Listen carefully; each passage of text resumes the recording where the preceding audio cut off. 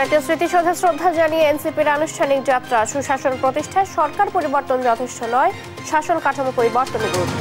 কেবল সরকার পরিবর্তন নয়, বরং শাসন কাঠামো সহ পুরো সাংবিধানিক পরিবর্তন করে নতুন একটি বাংলাদেশের যাত্রা শুরু করতে চাই, যেখানে প্রকৃত গণতন্ত্র, ইনসাফ এবং সাম্য নিশ্চিত করা সম্ভব হবে। চাঁদপুরে পিকআপ ভ্যানে ধাক্কায় ইতালি প্রবাসী 2 যুবক নিহত ও মোটরসাইকেল আরোহী 2 জন সম্পর্কে খালাতো ভাই। তুচ্ছ ঘটনায় জগন্নাথ বিশ্ববিদ্যালয়ের শিক্ষার্থীদের সাথে স্থানীয়দের সংঘর্ষ, কমপক্ষে 20 জন আহত, 5 শিক্ষার্থী সহ 7 জন হাসপাতালে। কুমিল্লার যত্রতত্র চলছে অবৈধ ইটভাটা, চরম হুমকিতে পরিবেশ ও জনস্বাস্থ্য, প্রশাসনের গাফিলতিকে দুষছেন স্থানীয়রা। আবহাওয়া অনুকূলে থাকায় মুকুলে মুকুলে ছেয়ে গেছে আমবাগান, বাম্পার ফলনের আশা চাষিদের, সুরক্ষায় তৎপর কৃষি বিভাগ। ইউক্রেনের সামরিক সহযোগিতা স্থগিত করেছেন ডোনাল্ড ট্রাম্প, শান্তি প্রতিষ্ঠায় জেলেনস্কির বিকল্প নেতা খুঁজছে যুক্তরাষ্ট্র। এবং চ্যাম্পিয়ন্স ট্রফির প্রথম সেমিফাইনাল আজ, হাই ভোল্টেজ ম্যাচে দুপুরে ভারতের বিপক্ষে মাঠে নামবে অস্ট্রেলিয়া। দেখছিলেন শিরোনাম, এবারে বিস্তারিত সংবাদ। দুপুরে আপনাদের সাথে আছি জ্যোতি সরওয়ার। শুধু সরকার পরিবর্তনের জন্য ছাত্র জনতা 24-এর অভ্যুত্থানে রক্ত দেয়নি বলে মন্তব্য করেছেন জাতীয় নাগরিক পার্টির আহ্বায়ক নাহিদ ইসলাম। গণ আকাঙ্ক্ষা পূরণে নতুন প্রজাতন্ত্র বিনির্মাণ ও নতুন সংবিধান প্রণয়নের বিকল্প নেই বলেও জানান তিনি। এ সময় দলের সদস্য সচিব আখতার হোসেন বলেন, জাতীয় নির্বাচনের আগে গণপরিষদ নির্বাচন দিতে হবে। আলিমুজ্জামান সাফওয়ানের রিপোর্ট, জানাচ্ছেন নাফিয়া ফারজানা। গত 28শে ফেব্রুয়ারি আত্মপ্রকাশ করা জাতীয় নাগরিক পার্টির নেতাকর্মীরা মঙ্গলবার সকালে জাতির শ্রেষ্ঠ সন্তান ৭১-এর শহীদদের প্রতি শ্রদ্ধা নিবেদন করেন। সাভারে জাতীয় স্মৃতিসৌধে শ্রদ্ধা নিবেদন শেষে দলের সদস্য সচিব আখতার হোসেন বলেন, গণপরিষদ নির্বাচন হতে হবে প্রথমে, এরপর যারা বিজয়ী হবে তারা সংসদ সদস্য হিসেবে দায়িত্ব পালন করবেন। আমরা গণপরিষদ নির্বাচনের কথা বলেছি। এ সময় দলটির আহ্বায়ক নাহিদ ইসলাম বলেন, পুরানো সংবিধান ও শাসন কাঠামো রেখে নতুন বাংলাদেশ সম্ভব নয়। এরপর রাজধানীর রায়েরবাজার কবরস্থানে জুলাই অভ্যুত্থানে শহীদদের কবর জিয়ারত ও আত্মার মাগফিরাত কামনা করেন জাতীয় নাগরিক পার্টির শীর্ষ নেতারা। এ সময় উত্তরাঞ্চলের মুখ্য সংগঠক সার্জিস আলম বলেন, শেখ হাসিনাকে দেশে ফিরিয়ে বিচারের পরই হবে জাতীয় নির্বাচন। নাফিয়া ফারজানা, দেশ টিভি, ঢাকা। শারীরিক চিকিৎসার পাশাপাশি প্রায় 7 বছর পর পরিবারের সদস্যদের পাশে পেয়ে বিএনপি চেয়ারপারসন বেগম খালেদা জিয়া মানসিকভাবে ভালো আছেন বলে জানিয়েছেন তার ব্যক্তিগত চিকিৎসক ও বিএনপির স্থায়ী কমিটির সদস্য ডাক্তার AZM জাহিদ হাসান। সোমবার রাতে লন্ডনে জিয়া পরিষদ ইউকে আয়োজিত সভা ও ইফতার মাহফিল শেষে সাংবাদিকদের একথা বলেন তিনি। জানান, খালেদা জিয়ার শারীরিক অবস্থা স্থিতিশীল, চিকিৎসকদের নিবিড় পর্যবেক্ষণে আছেন তিনি। আগের তুলনায় এখন অনেকটাই সুস্থ। এছাড়া লন্ডনের কিংস্টনে পরিবারের সান্নিধ্যে এসে বেগম জিয়া অনেকটাই সুস্থতা বোধ করছেন উল্লেখ করে ডাক্তার জাহিদ হোসেন বলেন, মানসিক প্রশান্তি ওনার শারীরিক সুস্থতাকে বাড়িয়ে দিচ্ছে। শিগগিরই চিকিৎসকের পরামর্শ মতো উনি দেশে ফিরে যাবেন বলেও মন্তব্য করেন ডাক্তার AZM জাহিদ হোসেন। 7 বছর পরে উনি ওনার ছেলে, দলের ভারপ্রাপ্ত চেয়ারম্যান জনাব তারেক রহমান এবং ওনার সহধর্মিণী ডাক্তার জুবাইদা রহমান এবং মরহুম আরাফাত রহমান কোকর সহধর্মিণী শামেলা রহমান, জাহিয়া রহমান, ওনাদের 2 মেয়ে এবং জনাব তারেক রহমান এবং জুবাইদা রহমানের অত্যন্ত যোগ্য সন্তান ব্যারিস্টার জাইমা রহমান, তাদেরকে সাথে পেয়ে মানসিকভাবে উনি অনেকটা আগের চেয়ে বেশি সুস্থ আছেন এবং এই মানসিক সুস্থতাই ওনার শারীরিক সুস্থতাকে আরও বেশি বাড়িয়ে দিচ্ছে। বার্ষিক উন্নয়ন কর্মসূচির ব্যয় ৪৯,০০০ কোটি টাকা কমিয়েছে অন্তর্বর্তী সরকার। স্বাস্থ্য খাতে বরাদ্দ কমেছে অর্ধেক। সোমবার রাজধানীর জাতীয় অর্থনৈতিক পরিষদের সম্মেলন কক্ষে অন্তর্বর্তী সরকারের প্রধান উপদেষ্টা অধ্যাপক ডক্টর মোহাম্মদ ইউনূসের সভাপতিত্বে জাতীয় অর্থনৈতিক পরিষদের সভায় RADP উপস্থাপন করা হয়। এতে 2024-25 অর্থ বছরের সংশোধিত উন্নয়ন বাজেট অনুমোদন দেওয়া হয়। সভা শেষে পরিকল্পনা উপদেষ্টা ওয়াহিদুদ্দিন মাহমুদ জানান, NEC সভায় বার্ষিক উন্নয়ন কর্মসূচির ব্যয় ৪৯,০০০ কোটি টাকা কমিয়েছে বর্তমান সরকার। এতে চূড়ান্ত ADPর আকার দাঁড়িয়েছে 2,16,000 কোটি টাকা। ADPর মূল আকার ছিল 2,65,000 কোটি টাকা। তিনি আরো জানান, 2023-24 অর্থ বছরে 1% কাজ হয়নি 121 প্রকল্পে।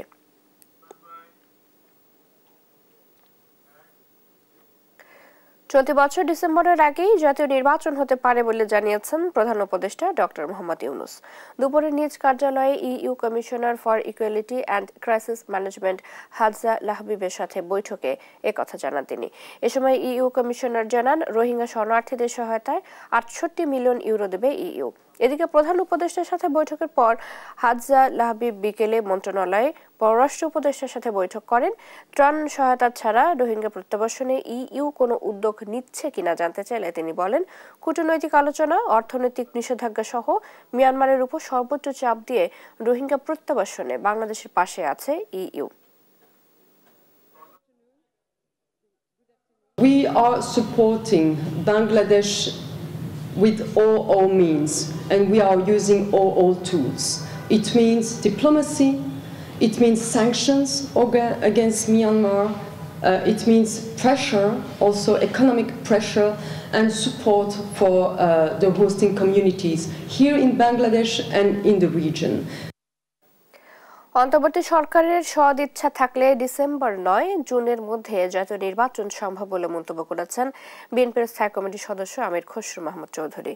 বলেন, রোড ম্যাপ দিতে যত দেরি হবে তত দেশের ক্ষতি হবে। এদিকে জাতীয় নির্বাচন কবে কিভাবে হবে তা দেশের জনগণ নিশ্চিত হতে চায় বলে মন্তব্য করেছেন দলটির সিনিয়র যুগ্ম মহাসচিব রুহুল কবির রিজভী। আরও জানাচ্ছেন সাইফুল রিপন। নয়াপল্টনে কেন্দ্রীয় কার্যালয়ের সামনে বিএনপির স্থায়ী কমিটির সদস্য ব্যারিস্টার রফিকুল ইসলাম মিয়ার স্ত্রী ও বিএনপি চেয়ারপারসনের উপদেষ্টা শাহিদা রফিকের নামাজে জানাজায় অংশ নেন দলের বিভিন্ন স্তরের নেতারা। জানাজা শেষে দাফনের জন্য কুমিল্লার মুরাদনগরে শ্রীরামপুরের গ্রামের বাড়িতে নেওয়া হয় শাহিদা রফিকের মরদেহ। জানাজায় অংশ নিয়ে মরহুমের বিদেহী আত্মার শান্তি কামনার পাশাপাশি দলের সিনিয়র যুগ্ম মহাসচিব রুহুল কবির রিজভী বলেন, পরিবেশ গণতান্ত্রিক ব্যবস্থায় ফিরিয়ে আনার দিকে যাচ্ছে কিনা তা জানতে চায় দেশের মানুষ।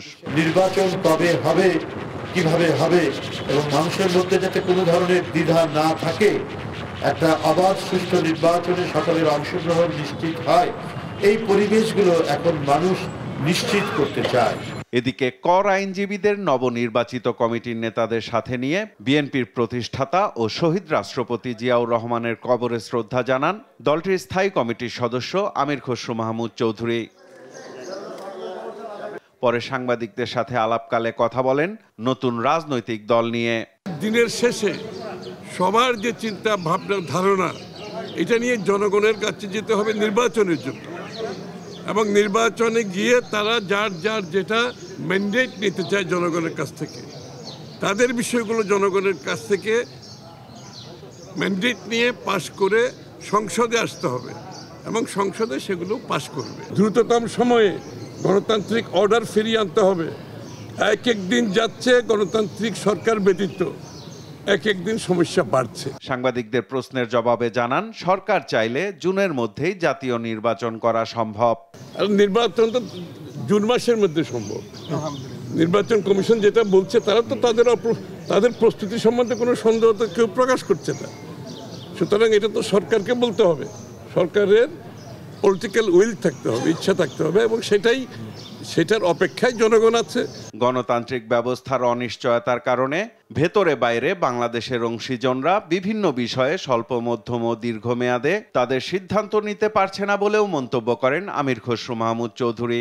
তাদের short term, mid term, long term যে প্ল্যান প্রোগ্রাম, এগুলো তারা বাস্তবায়ন করতে পারবে। সাইফুল রিপন, দেশ টিভি, ঢাকা। চাঁদপুরে পিকআপ ভ্যানের ধাক্কায় ইতালি প্রবাসী 2 যুবক নিহত হয়েছেন, তারা সম্পর্কে খালাতো ভাই। সোমবার রাতে চাঁদপুর শহরের পুরানবাজার গার্লস হাই স্কুলের সামনে এই দুর্ঘটনা ঘটে। প্রত্যক্ষদর্শীরা জানান, অভি ও নিলয় নিজ বাসা থেকে বের হয়ে মোটরসাইকেলে চেপে লোহারপুল এলাকায় যাচ্ছিল। এ সময় বিপরীত দিক থেকে আসা প্রাণ কোম্পানির একটি পিকআপ ভ্যান তাদের মোটরসাইকেলটি চাপা দেয়। পরে গুরুতর আহত অবস্থায় স্থানীয়রা তাদের উদ্ধার করে চাঁদপুর সরকারি হাসপাতালে নিলে সেখানে চিকিৎসাধীন অবস্থায় তাদের মৃত্যু হয়।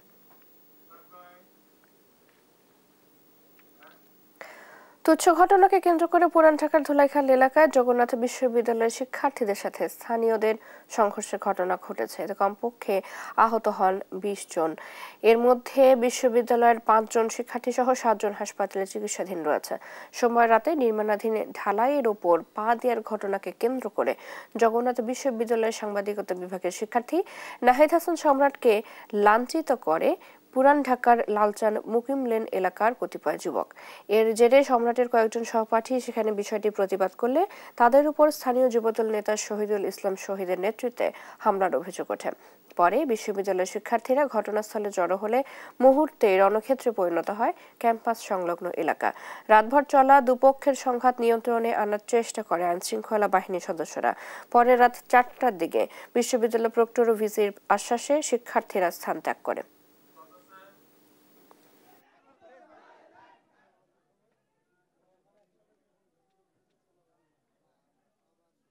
আমাদের 18 ব্যাচের এক ছোট ভাইকে ধোলাই খালে কিছু সংখ্যক গুন্ডাবান্ডা মারধর করে।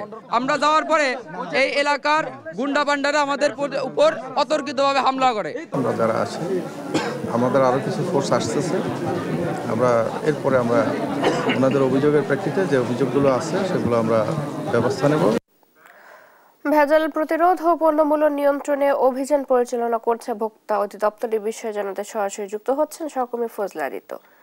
আদিত্য, কেমন চলছে তদারকি কার্যক্রম, বিস্তারিত জানাবেন। মূলত রমজান মাসে যে নিত্যপণ্যের যে বাজারগুলো রয়েছে, বাজারগুলোর দাম যেন স্থিতিশীল থাকে সেই জন্য কিন্তু মূলত ভোক্তাধিকার কাছ থেকে প্রতিদিন কিন্তু অভিযান কার্যক্রম পরিচালনা করছে। তারই ধারাবাহিকতা আজকে কিন্তু কারণ বাজারের যেই মুদি দোকানগুলো রয়েছে সেই খুচরা মুদি দোকানগুলোতে কিন্তু অভিযান কার্যক্রম পরিচালনা করছে। আমার পিছনে দেখতে পাবেন যে এখানে বেশ কিছু এনফোর্সমেন্ট টিম এসেছে। এর পাশাপাশি এখানে কিন্তু আমরা একটু যুক্ত হওয়ার চেষ্টা করবো। এখানকার যে টিম লিডার রয়েছেন, টিম লিডারের সাথে আমরা যুক্ত হয়ে আমরা আরও বিস্তারিত জানতে পারবো মূলত আজকে এখানে কি জন্য এসেছেন এবং কি ধরনের পণ্যগুলো তারা দেখেছেন এবং কোনো অনিয়ম অথবা কোনো অন্য কোনো কিছু অনিয়ম পেয়েছে কিনা অথবা কোনো অসাধু ব্যবসায়িক কোনো সিন্ডিকেটের মাধ্যমে কোনো পণ্যর দাম বাড়িয়ে রাখছে কিনা সেই সংক্রান্ত বিষয়ে আমরা বিস্তারিত হয়তো জানতে পারবো। একটু আমরা চেষ্টা করি। জব্বার ভাই, আমরা একটু সম্প্রচারে ছিলাম, আমরা একটু জানতে চাচ্ছি যে আজকে এখানে যে অভিযান কার্যক্রম পরিচালনা করছে এখন পর্যন্ত কোনো অনিয়ম দেখতে পেয়েছেন কিনা, আর ব্যবসা যে পরিচালনা করা হচ্ছে সেটিকে সুষ্ঠুভাবে পরিচালনা করা হচ্ছে কি? ধন্যবাদ। জাতীয় ভোক্তা অধিকার সংরক্ষণ অধিদপ্তরের মহাপরিচালক মহোদয়ের নির্দেশনায় দেশব্যাপী একযোগে এই রমজানকে কেন্দ্র করে ভোক্তারা যেন স্বস্তিতে নিত্য প্রয়োজনীয় পণ্য ক্রয় করতে পারে এবং সরবরাহ লাইনও যেন যথাযথ থাকে এই জন্য অভিযান পরিচালনা করা হচ্ছে। ঢাকা মহানগরীতে 13টি টিম একসাথে কাজ করছে রাজধানীর বিভিন্ন গুরুত্বপূর্ণ বাজারগুলোতে। এরই অংশ হিসেবে আমরা এই কারণ বাজারে কিচেন মার্কেটে এসে যেটি দেখলাম যে ভোজ্য তেলের যে ক্রাইসিসটি ছিল সেই ক্রাইসিসটা এখন আপাতত নেই। প্রত্যেকটা দোকানে 2 লিটার, 1 লিটার এবং 5 লিটারের যে বোতলের যে জার সেগুলো অ্যাভেলেবল রয়েছে এবং দোকানদাররা বলছেন যে এখন কাস্টমারই বরং খুঁজে পাওয়া যাচ্ছে না। যে ক্রাইসিসটি ছিল সেটি এখন আপাতত নেই, এটি ওভার হয়েছে। একই সাথে আমাদের এখন ফোকাস অন্যান্য বিষয়, যেমন আপনি বলছেন লেবুর বিষয়টি। লেবুটা অ্যাকচুয়ালি এখন সিজন না, একই সাথে ফলমূল যেগুলো রয়েছে, খেজুর রয়েছে, সেই বিষয়গুলো আমরা মনিটরিং করছি। অর্থাৎ রমজানকে কেন্দ্র করে যে সকল পণ্যের বেশি মাত্রাতিরিক্ত চাহিদা থাকে সেইগুলোর বিষয়ে মূলত আমরা তদারকি করছি এবং এখন পর্যন্ত কোনো অনিয়ম আমরা পাই নাই। আচ্ছা, আমার একটা প্রশ্ন হচ্ছে, বিগত সময়গুলোতে আমরা দেখে এসেছিলাম যেভাবে এই রমজানকে কেন্দ্র করে বিভিন্ন সিন্ডিকেট গড়ে উঠেছিল এবং এই রমজানে কিন্তু আমরা তা দেখতে পাইনি, অথবা এটা নিঃশেষ করার জন্য আপনারা আর কি পদক্ষেপ নেবেন একটু বলবেন আমাদের? আপনারা যেমনটি বলছেন যে আসলে আমরা যেটি চেষ্টা করেছি, আমাদের অধিদপ্তরের মহাপরিচালক মহোদয় সরবরাহ লাইন যেন যথাযথ থাকে এই জন্য আগে থেকেই রমজানের আরও 1 মাস আগে থেকেই কাজ পরিচালনা করা হচ্ছিল। এর মধ্যে একটু সমস্যা যেটি হয়েছে ভোজ্য তেলের ক্ষেত্রে, সেই ক্রাইসিসটিও আমরা ওভারকাম করতে এখন পেরেছি। তো এটি নিবিড় তদারকির মাধ্যমে পর্যালোচনা করে সরবরাহ লাইন যেন ঠিক থাকে এবং ভোক্তা পর্যায়ে অর্থাৎ খুচরা পর্যায়ে বা ডিলার পর্যায়ে কেউ যেন কারচুপি বা কারসাজির আশ্রয় না নিতে পারে, এই সব লাইনেই আমাদের কার্যক্রম পরিচালনা করা হচ্ছে। আশা করছি যে এই বছরের যে রমজান সেটি ভোক্তাদের জন্য অত্যন্ত স্বস্তিদায়ক হবে এবং আনন্দদায়ক হবে। Thank you. দর্শক, যেমনটি দেখছিলেন যে অভিযান কার্যক্রম চলমান রয়েছে, এর পাশাপাশি কিন্তু এখানকার যেন কোনো রকম পণ্য অর্থাৎ যে কোনো রকম পণ্য যেন অস্থিতিশীল করতে না পারে সেই বিষয়ে কিন্তু পর্যাপ্ত ব্যবস্থা নেওয়া হয়েছে। তবে এখন পর্যন্ত বাজার নিয়ন্ত্রণ মনিটরিংয়ের ক্ষেত্রে কিন্তু পর্যাপ্ত পরিমাণ আইনশৃঙ্খলা বাহিনীর পাশাপাশি কিন্তু সাদা পোশাকে গোয়েন্দা সংস্থারা রয়েছেন যাতে করে অপ্রীতিকর ঘটনা সৃষ্টি না করতে পারে এবং সিন্ডিকেটের দৌরাত্ম্য যেন কমিয়ে আনা যায়। এই ছিল আমার কাছে কারণ বাজার থেকে অভিযানের সর্বশেষ তথ্য। আদিত্য, ধন্যবাদ আপনাকে। ভেজাল প্রতিরোধ ও পণ্যমূল্য নিয়ন্ত্রণ অভিযান পরিচালনা করছে ভোক্তা অধিদপ্তর, এই বিষয়ে জানাচ্ছিলেন সহকর্মী ফজলে আদিত্য। ভোজ্য তেলের কিছু সমস্যা থাকলেও শাকসবজির দাম বাড়েনি বলে জানিয়েছেন নৌ পরিবহন উপদেষ্টা ডক্টর এম শাখাওয়াত হোসেন। মঙ্গলবার সচিবালয়ে দুর্ঘটনার শিকার এমভি বাখেরার নিহত শ্রমিকদের পরিবারকে সহায়তার চেক হস্তান্তর অনুষ্ঠান শেষে একথা বলেন তিনি। জানান, পর্যাপ্ত পরিমাণে নিত্যপণ্য আমদানি করা হয়েছে, সরবরাহে কোনো ঘাটতি নেই। আমদানিকারকরা বন্দর থেকে নির্ধারিত সময়ে পণ্য না নিলে 3 গুণ জরিমানা করা হবে। এর আগে গেল বছরের 23 ডিসেম্বর চাঁদপুরের হায়ামচরে মেঘনা নদীতে ডুবে যাওয়া এমভি বাখেরা সারবাড়ি নৌযানে দুর্ঘটনায় নিহত 6 জন শ্রমিকের পরিবারকে চেক হস্তান্তর করা হয়। শ্রমিক কল্যাণ ফাউন্ডেশন থেকে 2 লাখ এবং আমদানিকারক প্রতিষ্ঠান নোয়াপাড়া গ্রুপের পক্ষ থেকে 3 লাখ টাকার চেক দেওয়া হয়।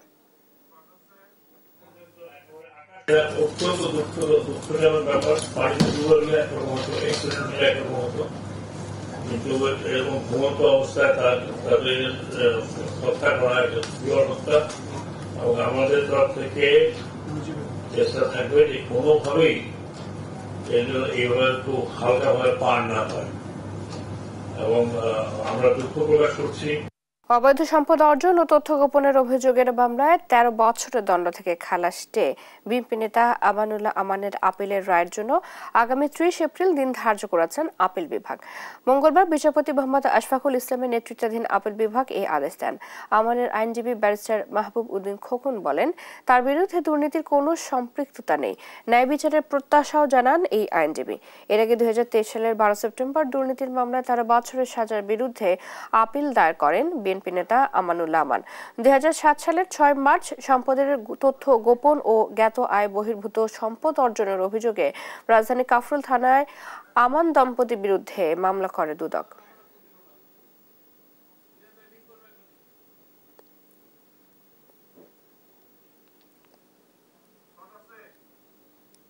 সেটা না করে অনার না করে তাকে এবং তার স্ত্রীকে আবার তাকে 26 ধারা সাজা দিল। আশা করছি যে আমানুল্লাহ আমান যে ল পয়েন্টে আইনের দৃষ্টিতে যদি প্রমাণ করতে পারে নাই দুর্নীতিতে কোনো সম্পদ আইন করেছে এবং কোনো ডকুমেন্ট প্রডিউস করতে পারে, এভিডেন্স প্রডিউস করতে পারে, আমরা আশা করছি আমানুল্লাহ আমান ন্যায় বিচার পাবে এবং সেই জন্য আমরা অপেক্ষা করছি। ময়মনসিংহের মুক্তাগাছায় উপজেলা নির্বাহী কর্মকর্তা চালককে মারধরের প্রতিবাদে ময়মনসিংহ টাঙ্গাইল মহাসড়ক অবরোধ করেছেন শ্রমিকরা। এ বিষয়ে বিস্তারিত জানাতে যুক্ত হচ্ছেন সহকর্মী ইলিয়াস আহমেদ। ইলিয়াস, বর্তমানে কি পরিস্থিতি বিরাজ করছে? সড়কে যান চলাচল স্বাভাবিক হয়েছে কিনা জানাবেন। রাস্তার উপরে বাস দাঁড় করিয়ে রাখার অপরাধে মুক্তাগাছার উপজেলা নির্বাহী কর্মকর্তা আতিকুল ইসলাম লাঠি দিয়ে পিটিয়েছেন এক চালককে, যার প্রতিবাদে কিন্তু শ্রমিকরা ময়মনসিংহ টাঙ্গাইল মহাসড়ক অবরোধ করে সকাল 10টা থেকে বিক্ষোভ করছেন। এর কারণে কিন্তু আমরা দেখেছি দীর্ঘ 5 কিলোমিটার যানজটের সৃষ্টি হয়েছে এবং সাধারণ মানুষ কিন্তু অনেকটাই ভোগান্তির মধ্যে পড়েছেন। এবং তারপর কিন্তু আমরা দেখেছি সেনাবাহিনীর সদস্যরা কিন্তু রাস্তা যানজট নিরসনে তারা কিন্তু কাজ করছেন, সেই বিষয়টি আমরা লক্ষ্য করেছি। অর্থাৎ চালকরা বলছেন যে এটির যদি সুষ্ঠু বিচার না হওয়া পর্যন্ত তাদের যে আন্দোলন কর্মসূচি সেটি কিন্তু তারা চালিয়ে যাবেন, সেই বিষয়টি কিন্তু বলছিলেন তারা। এবং আমরা লক্ষ্য করছি এখানে চালকরা কিন্তু সমবেত হয়েছেন এবং তারা বলছেন যে উপজেলা নির্বাহী কর্মকর্তা আতিকুল ইসলাম প্রায় সময়ই কিন্তু সাধারণ মানুষের উপর হাত তোলেন এবং তারা কিন্তু দীর্ঘদিন ধরে সেটার ভোগান্তির মধ্যে আছেন এবং সেটার কিন্তু তারা সুষ্ঠু সমাধান এবং বিচার চাচ্ছেন। আমরা দেখেছি বিষয়টি সমাধান করার লক্ষ্যে মুক্তাগাছা থানার যে ভারপ্রাপ্ত কর্মকর্তা রয়েছেন তিনিও কিন্তু এই ঘটনাস্থলে এসেছেন এবং চালকরা কিন্তু বলছেন যে তারা কিন্তু বিচার চান। অর্থাৎ যে চালক রয়েছেন বুলু মিয়া, ইসলাম পরিবহনের চালক বুলু মিয়া, তিনি বলছেন যে আজ সকালে কিন্তু তিনি তার বাসটি কিন্তু ঢাকার উদ্দেশ্যে যাত্রা করেছিলেন এবং মুক্তাগাছা পৌরসভার সামনে আসলেই কিন্তু ইউনো তার বাসে উঠে লাঠি দিয়ে কিন্তু তার বাম হাতটি ভেঙে দেন পিটিয়ে। সেই বিষয়টি তিনি বলছিলেন। ইউনুর সাথে কি আপনার পূর্ব কোনো বিরোধ ছিল কিনা জানতে চাই। না, ওনার সঙ্গে আমার পূর্ব কোনো বিরোধ নাই। আমি আসছি গাড়িটা নিয়ে, আসা মাত্র উনি আমাকে বলতেছে যে গাড়ি সরানোর কথা বললো না, কিছুই না। আসার পরে বলতেছে লাঠি নিয়ে। পরে বললাম স্যার আমি কিন্তু রোজা রাখছি স্যার, আল্লাহর রাস্তায় মাপ চাই, আমি ভয়ে এই কথাটা বলতেছি, ঠিক আছে। এরপর উনি আমার কোনো কথাই শুনলো না, লাঠিটা নিয়ে আমার একটা বাড়ি মারলো, এইটুকুই আমার কথা, আর কোনো কথা নাই। বাড়ি মেরে আমার হাত ভেঙে ফেললো। এখন আমি গাড়ি আবার গিয়ার নিটল করতে যাই, এখন আমার হাত নড়বড় করতেছে, আমি আর হাত নাড়াইতে পারতেছি না, এইটুকু আমার কথা। আমার কথা হচ্ছে ওনার সঙ্গে আমার পূর্ব কেন গ্রুপ থাকবো কেন, উনারই ছিল কিনা। আর উনি যেহেতু আইনের লোক, ঠিক আছে, ওনার সঙ্গে তো আমরা খারাপ কোনো রাব ভাষা করতেও পারি না। উনি আমার মারলো, মারার পরে ঠিক আছে আমাদের শ্রমিক ভাইরা বলতেছে যে এই কাজটা উনি কেন করলো, গাড়ি তো চাপানি হয়েছে না, জাস্ট এতটুকুই। তিনি বলছিলেন যে তাকে কিন্তু অযথা ইউনো মারধর করেছে, সেই বিষয়টি বলছিলেন। আমরা অন্য একজন চালকের সঙ্গে একটু যুক্ত হব। এই মারধরের পরে রাস্তা কেন অবরোধ করেছিলাম? যে রাস্তা অবরোধ করছে, এরকম শ্রমিকরা আজকে মারছে, ভবিষ্যতে যাতে আর কোনো শ্রমিক এরকম মুক্তাগাছা আর কোনো শ্রমিক রাস্তাঘাটে হয়রানি না হয়, মুক্তাগাছা। এই জন্য এটা আমরা বিচার চাই, সুস্থ বিচার চাই, এটাই আমার চাওয়া। চালকরা বলছিলেন যে তারা কিন্তু সুষ্ঠু বিচার তারা দাবি করছেন, এবং তারা বলছেন যে শুধু খালি আজকে যে হয়রানি করছে সেটি নয়, বিগত সময়েও কিন্তু তারা হয়রানির শিকার হয়ে আসছিলেন, সেই বিষয়টি বলছিলেন। একটু জানতে চাই আপনারা কি কি ধরনের হয়রানির শিকার হচ্ছেন? জি, হয়রানি বলতে আসলে আমাদের শ্রমিকরা তো সেবা দেয়, ওনারা গাড়ি নিয়ে আসতেছে, রাস্তাঘাটে একটু যানজট বাঁচতেই পারে। যেহেতু যে জায়গাতে ঘটনা ঘটেছে সেই জায়গাটা হলো আপনার 3 রাস্তার মোড়, সেখানে একটু ক্রস পাস আছে। তো টিএনও সাহেব হয়তো বা ক্রস পাসে আসে হয়তো বা কোনো প্রকার দেখছে যে একটু দেরি হইতেছে এরকম, উনি হয়তো বা রাগ সহ্য না করতে পারিয়া উনি আইনটা নিজের হাতে তুলে নিছেন।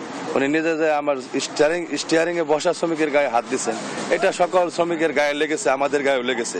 আমরা চাই না ওদের ভবিষ্যতে যে স্টিয়ারিং এ বসা অবস্থায় কোনো শ্রমিকের গায়ে টিএনও না, ডিসি মহোদয় যেই থাক, বাংলাদেশের যত বড় নেতাই থাক, যত বড় অফিসারই থাক, তারা যেন আমাদের স্টিয়ারিং এ বসা ড্রাইভারদের শরীরে আঘাত করতে না পারে, এর প্রতিবাদে আমরা এই। আমাদের সাথে ময়মনসিংহ থেকে যুক্ত ছিলেন সহকর্মী ইলিয়াস আহমেদ। চট্টগ্রামের সাতকানিয়ায় মাইকে ডাকাত ঘোষণা দিয়ে গণপিটুনিতে 2 জন নিহত হয়েছেন। এ ঘটনায় 4 স্থানীয় গুলিবিদ্ধ হয়েছেন। সোমবার রাতে সাতকানিয়ার এউচিয়া ইউনিয়নের ছনখোলা পশ্চিমপাড়া এলাকায় এই ঘটনা ঘটে। নিহতরা হলেন নিজামুদ্দিন ও আবু সালেক। পুলিশ ঘটনাস্থল থেকে একটি পিস্তল, 8টি গুলির খোসা ও একটি সিএনজি চালিত অটোরিকশা জব্দ করে। সাতকানিয়া থানা ভারপ্রাপ্ত কর্মকর্তা জাহিদুল ইসলাম জানান, ডাকাত সন্দেহে গণপিটুনিতে 2 জন নিহত হয়েছেন। এর আগে গ্রামবাসীর ধাওয়ায় পালানোর সময় তারা এলোপাতাড়ি গুলি ছোড়ে। এ সময় 4 গ্রামবাসী গুলিবিদ্ধ হলে তাদের চট্টগ্রাম মেডিকেল কলেজ হাসপাতালে ভর্তি করা হয়। নিহত একজন থেকে একটি পিস্তল এবং 6 রাউন্ড গুলি উদ্ধার করা হয়।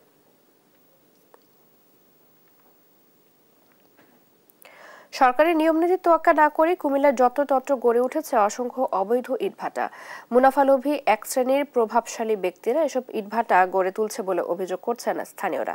এতে চরম হুমকিতে পড়েছে জেলা পরিবেশ ও জনস্বাস্থ্য। কুমিল্লা প্রতিনিধি সুমন কবিরের তথ্য ছবিতে আরো জানাচ্ছেন আব্দুল আল মারুফ। কুমিল্লার জনবসতিপূর্ণ এলাকা, শিক্ষা প্রতিষ্ঠান সংলগ্ন ও ফসলি জমিতে গড়ে উঠেছে অসংখ্য ইটভাটা। সরকারি অনুমোদন এবং পরিবেশ অধিদপ্তরের ছাড়পত্র ছাড়াই অবৈধভাবে গড়ে উঠেছে এসব ইটভাটা। বিষাক্ত কালো ধোঁয়া, গ্যাস ও ধুলাই জনস্বাস্থ্য হুমকির সম্মুখীন হওয়া সহ হারিয়ে যাচ্ছে জীববৈচিত্র্য। অবৈধ ইটভাটাগুলো অবাধে পরিচালিত হয়ে আসলেও সংশ্লিষ্ট কর্তৃপক্ষ যেন এসব অনিয়ম দেখেও দেখছেন না বলে অভিযোগ স্থানীয়দের। ক্ষতিকার হইতে আছে ঠিকই, তো মানুষের শ্বাসকষ্ট বাইরে এটা সবকিছু সমস্যা হইতে আছে। এই যে বেরিক ফেল ক্ষেতের পাশে ইটভাটা থাকলে মানে ক্ষেতে কোনো আবাদ হয় না, ফসল নষ্ট হয়ে যায়। এই সাইডে তো অনেক ফসল নষ্ট, আম কারল যত আছে সব নষ্ট হয়ে গেছে এই ভাটার মধ্যে। ইটভাটার ধোঁয়ায় মানুষের জীবন হুমকির মুখে পড়ছে, সেই সাথে ফসলি জমিও নষ্ট হচ্ছে বলে মন্তব্য করছে সুশীল সমাজ। অবৈধভাবে যে সকল জায়গায় যারা ইটভাটা করছে, যারা ক্ষতিগ্রস্ত করছে, অনতিবিলম্বে সেই ইটভাটাগুলি বন্ধ করা উচিত। অবৈধ ইটভাটা বন্ধে কার্যক্রম চলমান রয়েছে বলে জানায় পরিবেশ অধিদপ্তর ও জেলা প্রশাসন।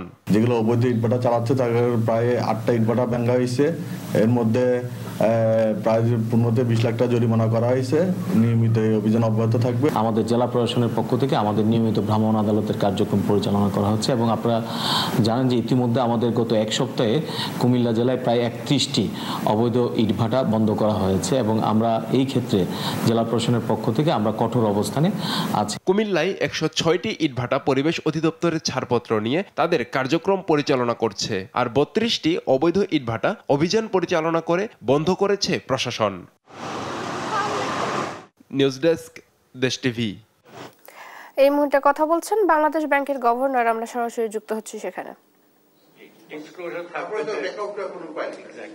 টাকা নিতে দিবে না, নিবে না, আমি ডিফল্ট করবো আর আমার কোম্পানিতে ব্যাংক আসতে পারবে না কেন? ব্যাংক তখন থেকে ওর পেয়ে যাবে।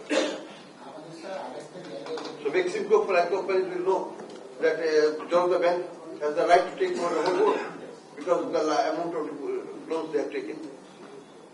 So it's as simple as that.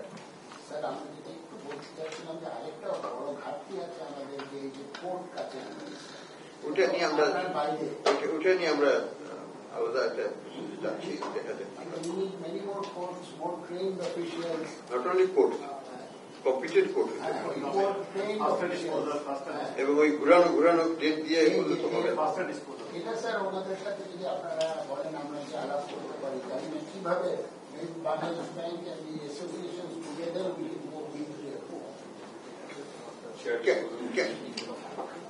Capital shortfall এটা তো থাকবে অনেকগুলো ব্যাংকেরই, এবং এটাকে আমাদের গ্র্যাজুয়ালি এটাকে এলিমিনেট করতে হবে। এটা আমরা যেটা এক্সারসাইজ করে দেখেছি মিনিমাম 5 লাখ। কথা বলছিলেন বাংলাদেশ ব্যাংকের গভর্নর, আমরা খানিকটা যুক্ত ছিলাম সেখানে। গাছে গাছে ভরে গেছে আমের মুকুল, সোনালী আভায় মৌ মৌ ঘ্রাণে বাসন্তী হাওয়ায় দোল খাচ্ছে মুকুল। এবার আবহাওয়া ভালো থাকায় মুকুলে ছেয়ে থাকা আমবাগান থেকে বাম্পার ফলনের আশা করছেন আম চাষিরা। এদিকে অন্যান্য ফসলের থেকে আমবাগানে কয়েক গুণ লাভের কথা জানিয়ে মুকুলের সুরক্ষায় নানা পরামর্শ দিচ্ছে কৃষি বিভাগ। সহকর্মীদের পাঠানো তথ্যচিত্রে টুম্পা আফরোজের রিপোর্ট। বইছে ফাল্গুনী হাওয়া, গাছে গাছে শোভা পাচ্ছে আমের মুকুল। যেমন তার সোনালী সৌন্দর্য তেমনি ঘ্রাণ। মুকুল ভরা ডালে হাতছানি দিচ্ছে নতুন পাতা। পঞ্চগড় জেলার মাটি তুলনামূলক উঁচু ও বেলে দোআঁশ প্রকৃতির। এসব জমিতে বানানা, ফজলি, ল্যাংড়া, গোপালভোগ, হিমসাগর, খিরসা, আম্রপালি, মিশ্রিভোগ, বারোমাসি, সূর্যপুরী, হাড়ি ভাঙার ফলন ভালো হয়। এবছর আবহাওয়া ভালো থাকায় বাম্পার ফলনের আশা করছেন আম চাষিরা। এবার যে মূল আসছে, আল্লাহ যদি আকাশের দুর্যোগ ঠিক রাখে তাহলে হয়তো ইনশাল্লাহ আমি এর আগের চেয়ে এবার অনেক বেশি দাম পাবো।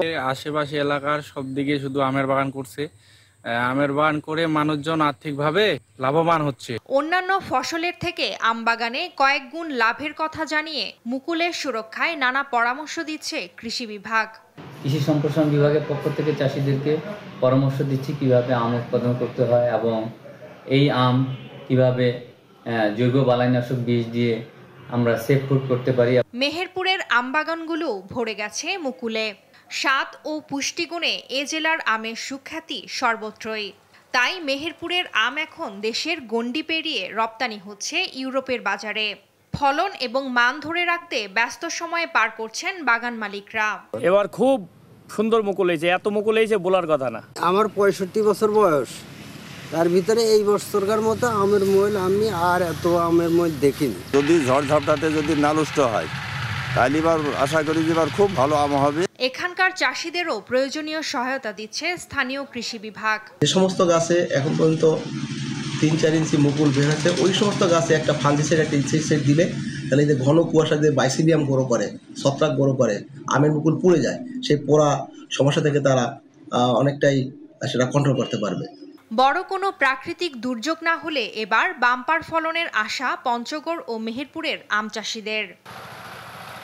টুম্পা আফরোজ, নিউজ ডেস্ক, দেশ টিভি।